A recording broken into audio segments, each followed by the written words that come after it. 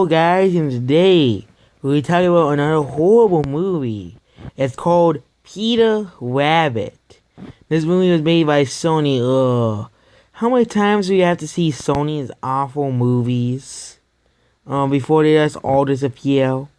Cause all Sony ever made was crappy stuff after crappy stuff after crappy stuff that nobody cares about. We have the gay station systems with all the horrible games on it, like Uncharted, The Last of Us, Horizon, God of War, All Stars Battle Royale, and the list can go on and on and on. And then we have the horrible movies like the Emoji Movie. We have the freaking all the rest of Sony's movies. The only good movies they made are the Spider-Man movies. We have the movie about a freaking board.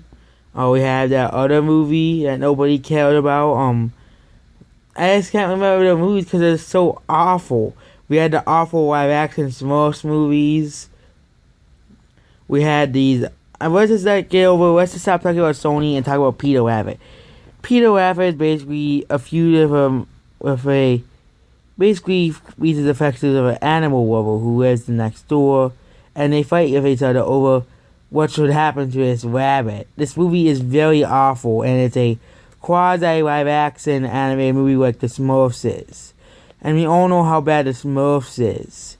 Smurfs is one of the worst animated movies in history, alongside the Emoji Movie, which doesn't even have any live action in it.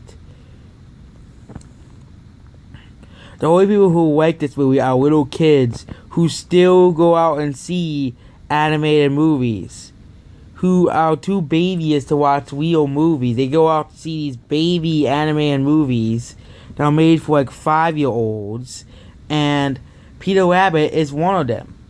The only people who are giving this good scores are kids, and that's the thing. Nobody in the right mind would want to see this. Peter Rabbit is an awful film.